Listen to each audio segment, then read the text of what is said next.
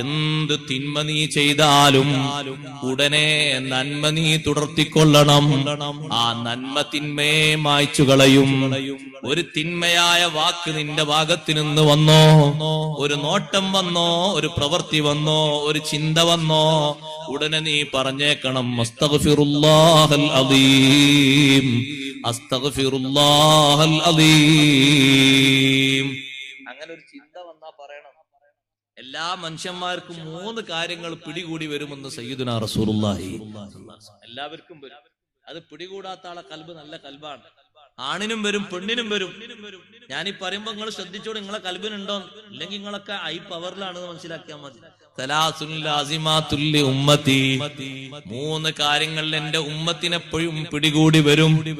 എന്റെ ഉമ്മത്തിനെപ്പോഴും ആ 3 കാര്യങ്ങൾ ഉണ്ടായി വരും. നബി സല്ലല്ലാഹു അലൈഹി വസല്ലം നിങ്ങളെ സ്വഹാബത്തിനോട് പറയുന്നു, എന്താണെന്നറിയോ? ഒരു കാര്യം സൂഉല്ലന്നി, തെറ്റിദ്ധാരണയാണ്. തെറ്റിദ്ധാരണ പലർക്കും വന്നു പോകും. രണ്ടാമത്തെ ഒന്ന് അത്വീറത്തു, ലക്ഷണക്കേട് കാണലാണ്, ദുശഗുണം കാണലാണ്. മൂന്നാമത്തത് അൽ ഹസദു, അസൂയയാണ്. 3 കാര്യങ്ങൾ. എത്ര പെട്ടെന്ന് ആ തെറ്റിദ്ധാരണ വരുന്നത്. സ്വഹാബത്ത് ചോദിച്ചു, നബി ഇതിന് എന്താ മറുമരുന്ന് എന്താണ്? ഈ 3 എണ്ണത്തിനും മറുമരുന്ന് എന്താണ്? തങ്ങൾ പറഞ്ഞു, എന്തെങ്കിലും ധാരണ നിന്റെ കൽബിൽ വന്നാൽ നീ അത് ഉറപ്പിക്കരുത്. ധരിച്ചു വെച്ച ആളോട് വിശദീകരണം ചോദിയിട്ട് വിഷയം മനസ്സിലാക്കുന്നത് വരെ. അല്ലെങ്കിൽ നിന്റെ കൽബ് ഒരു കാലത്തും ശരിയാവില്ല. ഒരു കാലത്തും ശരിയാവില്ല. നിന്റെ കൽബിൽ ഒരാളെ പറ്റി ഒരു ധാരണ ഉണ്ട്, അയാൾ അത് ചെയ്തു, മറ്റേത് ചെയ്തു, മറിച്ചത് ചെയ്തു. പലരും പറഞ്ഞിട്ടും പലരും കേട്ടിട്ടും നിന്റെ കൽബിൽ അതുള്ളത്. ആ കൽബി ചീഞ്ഞു നാറല്ല, നന്നാകണോ? വ്യക്തിയോട് പോയിട്ട് നീ വിശദീകരണം ചോദിക്കണം. ഇല്ല എന്നയാള് പറഞ്ഞു, നീ വിട്ടേക്കണം മനസ്സിന്. പിന്നെ എന്തിനാ ചൊറിഞ്ഞോടുന്ന്? പിന്നെ മാന്തണ. സൂഉല്ലന് വരാത്തവരുണ്ടോ? ഒരാളെ കാണുമ്പോ, ഒരാള് വരുമ്പോ, ഒരാളിൽ നിന്ന് വല്ലതും കേൾക്കുമ്പോഴേക്കന്നെ എത്ര ധാരണ പശക വരുന്നത്, എത്ര തെറ്റിദ്ധാരണ വരുന്നത്. സുബ്ഹാനല്ലാഹ്. തിരുത്തണം സഹോദരങ്ങളെ. മനസ്സിലത് ഉറപ്പിക്കരുത്, മനസ്സ് മലിനമായി പോകും. ഫലാ തുഹഖിഖ്, നീ അത് ഉറപ്പിച്ചേക്കരുത്. വഇദാ ഹസത്ത ഫസ്തഗ്ഫിരില്ലാഹ്, അസൂയ തോന്നുമ്പോഴേക്ക് നീ പറയണം അസ്തഗ്ഫിറുല്ലാഹ്. പെട്ടെന്ന് അസൂയ തോന്നും. എപ്പോഴാ? പെട്ടെന്ന് അസൂയ തോന്നും. ഞാനൊരു ഉദാഹരണം പറഞ്ഞ, ഒരു വലിയ മൊയ്ലിയർ, നമുക്കാർക്കും പരിചയമില്ല നോട്ടിക്കോ. പരിചയമുള്ള ആളാവുമ്പോ ചിലപ്പോൾ പെട്ടെന്ന് പിടിപെട്ടില്ല. പരിചയമാണെങ്കിലും വരും, കൽബ് അത്രയും മോശമാണെങ്കിൽ. ഒരു മൊയ്ലിയർ ഇങ്ങനെ വന്നിട്ട് ഒരു മെഴ്സിഡീസ് കാറിൽ ഒരു 1.5 കോടിന്റെ കാർ, ആരോ സംഭാവന കൊടുത്താൽ നോട്ടിക്കൂടെ, 1.5 കോടിന്റെ കാറിൽ വന്നിട്ട് അയാൾ വന്നിറങ്ങി. ഇറങ്ങുമ്പോഴേക്ക് കണ്ട ആൾക്കാരുടെ മുഖത്തിനൊരു മാറ്റം ഉണ്ടോ? അപ്പൊ മനസ്സിലാക്കണം കൽബിൽ അസദുണ്ട്. അതേപോലത്തെ ഒരു കാറിൽ വേറെ ഒരു കച്ചവടക്കാരൻ വന്നിറങ്ങിയിട്ട് എന്തേ മനസ്സും മുഖം മാറാഞ്ഞ്, എന്തേ മാറാഞ്ഞ്, അതും എന്തേ കാറന്നല്ലേ, എന്തേ മാറാഞ്ഞ്. മൊയ്ലിയർ വന്നിറങ്ങി കാറില് എന്തേ മാറ്റം ഉണ്ടായത്? അതാ കൽബിന്റെ ചീഞ്ഞ അവസ്ഥയാണത്. അസദ്. പച്ച മലയാളത്തിൽ പറഞ്ഞ കുയിന്ത്.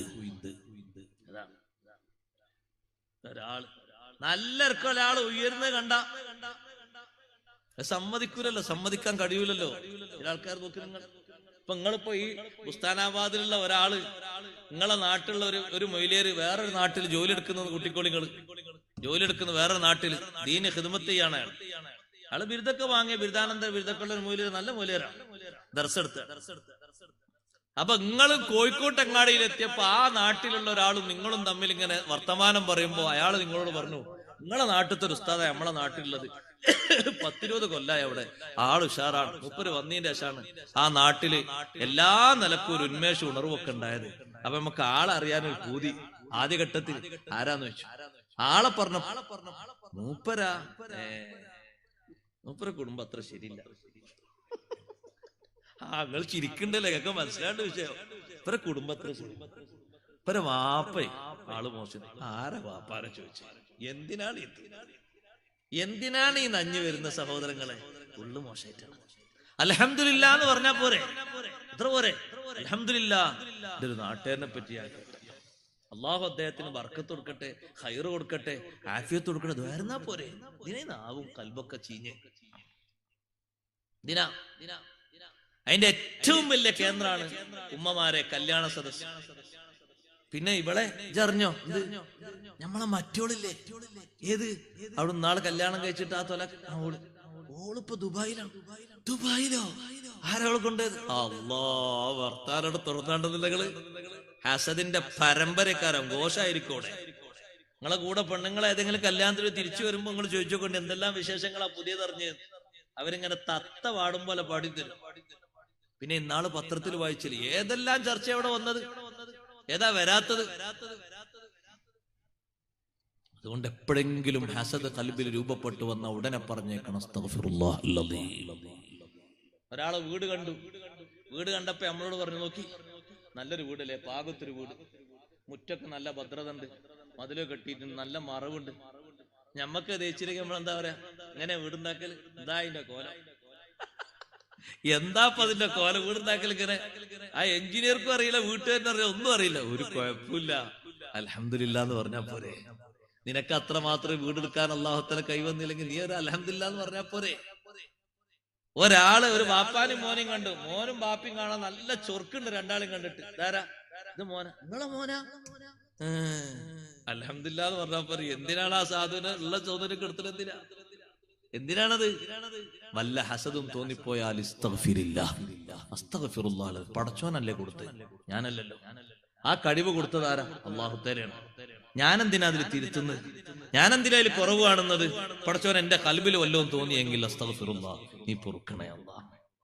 വൈദാ തതയ്യർത, വല്ല ലക്ഷണക്കേടും തോന്നിയാൽ അതൊരു അസുഖം മാറും പലർക്കും. ഫഅംലി, നീ കാര്യങ്ങൾ അങ്ങ് നടത്തിയേക്കണം.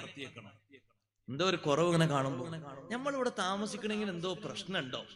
പിന്നെ ഏതെങ്കിലും മുറിവേദന കണ്ട അയാൾ എന്തെങ്കിലും ഒന്ന് ഒരുക്കൂട്ടി തരും. പിന്നെ അതോടുകൂടെ മനസ്സിൽ വസ്വാസായി.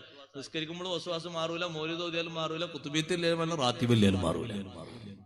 അയാൾ അങ്ങനെ ഒന്ന് പറഞ്ഞിണ്, അത്ര സുഖല്ല, അത്ര ശരിയില്ല, അത്ര കുഴപ്പമില്ല. എന്തറി അവിടെ ഒരു കുഴപ്പമില്ല, സത്യത്തിൽ അന്വേഷിച്ചു അല്ലേ? മുമ്പൊരാള് പോയിട്ട് പറഞ്ഞു, എന്താന്നറിയാ, ഞാൻ ജീവിക്കുന്നിടത്ത്, ഞാൻ താമസിക്കുന്നിടത്ത് ഒരു കുഴപ്പമില്ല എന്ന് പറഞ്ഞപ്പോ അയാള് പറഞ്ഞു, നിങ്ങളെ അയൽക്കാരനും നിങ്ങളും തമ്മിൽ വല്ല പ്രശ്നമുണ്ടോ? വെച്ചാൽ ഇപ്പൊ ഞങ്ങൾ നല്ല സൗഹൃദത്തിൽ, ഒരു പ്രശ്നമില്ല. എന്നാ എന്തോ ഒരു ചെറിയൊരു കുഴപ്പമുണ്ട്. നിങ്ങളെ വീട്ടിലേക്ക് എവിടുന്ന ഉറുമ്പ് വരുന്നത് നോക്കണം. ഉറുമ്പ് എവിടുന്നെല്ലാം വരും സഹോദരങ്ങളെ? ഇയാള് പറഞ്ഞു കൊടുക്കാണ്, ഉറുമ്പ് വരുന്നത് എവിടുന്നാ നോക്കാൻ. ഉറുമ്പ് അന്ന് കഷ്ടകാലത്തിന് മറ്റേ വീട്ടിന്റെ ബേക്കുന്നാ വരുന്നത്. അതോടുകൂടി ഒരു തമ്മിൽ ഭിന്നിപ്പായി. കണ്ടങ്ങള് ലക്ഷണക്കേട് കണ്ട അതിന്റെ പിന്നാലെ പായരുത്. കാര്യങ്ങൾ നടത്തിയേക്കണം. ബിസ്മിയും ചൊല്ലി നിങ്ങൾ നല്ല ഈമാനോടുകൂടെ കാര്യങ്ങൾ നടത്തിയേക്കണം. ഒരു പ്രശ്നവും വരില്ല അതിന്റെ പേരിൽ അല്ലേ? പുറത്തിറങ്ങുമ്പോ രാവിലെ തന്നെ കറുത്ത പൂച്ചനെ കണ്ടാൽ പിന്നെ പൂച്ച കറക്കാൻ പാടില്ലേ? കറുത്ത പൂച്ചനെ കണ്ടെന്താ? ഇന്ന് പണിക്കോയാ ശരിയാവില്ല. ലക്ഷണക്കേടാണ്. അയാൾ നിസ്കരിച്ചോ ഇല്ല എന്നുള്ളതല്ല നോട്ടം. സുബൈ മൂപ്പര് നിസ്കരിക്കാത്തതാണ് ഏറ്റവും വലിയ ലക്ഷണക്കേട്. അതൊന്നും നോക്കൂല. മുന്നിലേതോ ഒന്ന് കണ്ടോ, അവിടെ പിന്നെ നോട്ടുള്ളത്. അല്ലാ, ബൈക്കേറ്റ് പോകുമ്പോ ഇന്ന് അവിടെ ഇങ്ങനെ ആ വളവെന്ന് ഇങ്ങനെ ഒരു നായ അതിലിങ്ങനെ പോകുന്നുണ്ട്. ഒരു കറുത്ത നായ. ആ നായനെ കറുത്ത നായായിട്ട് അല്ലാഹു തആല സൃഷ്ടിച്ചതല്ലേ? അതിന്റെ കളറ് ഇന്നലെ ആരോ പൈന്റ് വെച്ചതാ. പക്ഷെ ആ നായ കറുത്തൊന്നല്ല പ്രശ്നം. ഇയാള് ഓതേണ്ടത് എന്നും ഓതേണ്ടത് ഓതിയിട്ടില്ല, നിസ്കരിക്കേണ്ടത് നിസ്കരിച്ചിട്ടില്ല, ചൊല്ലേണ്ടത് ചൊല്ലിയിട്ടില്ല. അവിടെ പ്രശ്നം. പക്ഷെ കുഴപ്പം ഫുള്ള് നായക്കായി മാറി. അങ്ങനെ ലക്ഷണക്കേടിന്റെ ആളുകളായി മാറരുത്. അങ്ങനെ കണ്ടാൽ കാര്യങ്ങൾ നടത്തിയേക്കണം. അത് അവലംബിക്കാൻ പാടില്ലെന്ന് സയ്യിദുനാ റസൂലുള്ളാഹി സ്വല്ലല്ലാഹു അലൈഹി വസല്ലം. ചില വിഷയങ്ങളിലൊക്കെ എന്തെങ്കിലും മോശത്തരങ്ങളോ കാര്യങ്ങളോ ഉണ്ടെങ്കിൽ ഞാൻ ഈ പറഞ്ഞതിന് എതിരല്ല. എല്ലാ വിഷയങ്ങളും അങ്ങനെ കൂട്ടരുത് എന്നർത്ഥം. ഒറ്റപ്പെട്ട എവിടെയെങ്കിലും ചിലപ്പോൾ ചില ലക്ഷണക്കേടുകൾ ഉണ്ടാവും. തിരുത്താൻ മാത്രമുള്ളത് തിരുത്തേണ്ടി വരും. അത്രേ ഉണ്ടാവുള്ളൂ. കാണുന്നൊക്കെ അങ്ങനെ കൂട്ടരുത്. കാണുന്നൊക്കെ അങ്ങനെ കൂട്ടിയിട്ടുണ്ട് പിന്നെ ദുനിയാവിലും മൂപ്പർക്ക് വീടെടുക്കാൻ സ്ഥലം ഉണ്ടാവൂല, താമസിക്കാൻ പറ്റിയ സ്ഥലം ഉണ്ടാവൂല. മാറി മാറി പോകേണ്ടി വരും. അള്ളാഹു നമ്മളെ കാത്തു രക്ഷിക്കട്ടെ. അതുകൊണ്ട് നമ്മുടെ ഖൽബ് അത്തരം ഏതെങ്കിലും തിന്മകൾ നമ്മുടെ ഖൽബിൽ രൂപപ്പെട്ടു വന്നാൽ ഉടനെ നന്മ അതിന്റെ പിന്നാലെ വരണം. നന്മ കൊണ്ട് തിന്മകളെ മായ്ച്ചു കളയണം. വഖാലിഖിന്നാസ ബിഖുലുഖിൻ ഹസൻ, നല്ല സ്വഭാവത്തോടുകൂടെ ജനങ്ങളോട് പെരുമാറണമെന്ന് സയ്യിദുനാ റസൂലുള്ളാഹി സ്വല്ലല്ലാഹു അലൈഹി വസല്ലം. നല്ല സ്വഭാവത്തോട് ആളുകളോട് സഹവസിക്കുക. ജനങ്ങളോട് മൊത്തം സഹവസിക്കുമ്പോ നല്ല സ്വഭാവം പെരുമാറ്റത്തിൽ വരണം. നല്ല സ്വഭാവത്തിന് അല്ലാഹു തആല ഖുർആനിൽ പറഞ്ഞത് 3 കാര്യങ്ങളാണ്. ഒന്ന് ഖുദിൽ അഫു, വിട്ടുവീഴ്ച സ്വീകരിക്കണം. രണ്ടാമത്തത് വഅ്മുർ ബിൽ ഉർഫ്, നന്മ